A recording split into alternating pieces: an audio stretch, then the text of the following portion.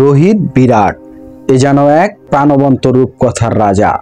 বিদায় বেলায়ও ঈশ্বর যেন ভুললেন না রাজত্বের মালা গলায় পরাতে। বিরাট কোহলির বিদায়ের ঘোষণার পর 120 মিনিট পার না হতেই রোহিত যে বলে দিলেন বিদায়। কেনই বা বলবেন না বিদায়? রোহিত বিরাট দুজনের কণ্ঠেই ঈশ্বর মহান, তাই উপযুক্ত সময় পেয়েছি বিদায় জানানোর। বীরত্বে গাথা 9টি রেকর্ড দুই বন্ধুর, যা ক্রিকেট ইতিহাসে ভাঙা প্রায় অসম্ভব। কোনোটি ব্যক্তিগত, কোনোটি আবার দলগত।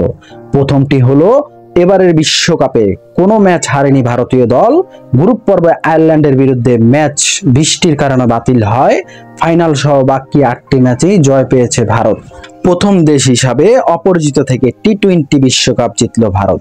2 নাম্বার, তৃতীয় দেশ হিসাবে দ্বিতীয়বার টি-20 বিশ্বকাপ জিতল ভারত।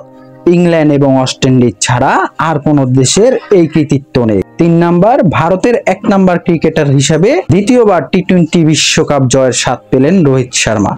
4 নাম্বার, ভারতের দ্বিতীয় ক্রিকেটার হিসাবে ইন্টারন্যাশনাল ক্রিকেট কাউন্সিলের 3টি বড় প্রতিযোগিতায় চ্যাম্পিয়ন হওয়ার কৃতিত্ব অর্জন করলেন বিরাট কোহলি। একদিনের বিশ্বকাপ চ্যাম্পিয়ন্স ট্রফির পর টি-20 বিশ্বকাপও চ্যাম্পিয়ন হলেন কিং কোহলি। 5 নাম্বার, ভারতের তৃতীয় অধিনায়ক হিসাবে বিশ্বকাপ জিতলেন রোহিত। কপিল দেব এবং ধোনির পর তিনি হলেন তৃতীয় অধিনায়ক। 6 নাম্বার, শনিবার বিশ্বের প্রথম অধিনায়ক হিসাবে 50টি আন্তর্জাতিক টি-20 ম্যাচ জয়ের নজির গড়লেন রোহিত। 7 নাম্বার, এবারের বিশ্বকাপ নিয়ে অধিনায়ক হিসেবে 8টি টি-20 প্রতিযোগিতার ফাইনাল খেললেন রোহিত।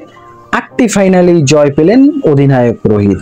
এমন নজির আর কারণে। 8 নাম্বার, দক্ষিণ আফ্রিকার বিরুদ্ধে ফাইনালে ভারত করেছে 176 রান। টি-20 বিশ্বকাপ ফাইনালে এর আগে কোনো দল এত রান করতে পারেনি। 9 নাম্বার, 37 বছর বয়সে রোহিত হলেন টি-20 বিশ্বকাপ জয়ী প্রবীণতম অধিনায়ক। এর আগে আর কোনো অধিনায়ক এই বয়সে দেশকে 20 ওভারের ক্রিকেটে চ্যাম্পিয়ন করতে পারেনি।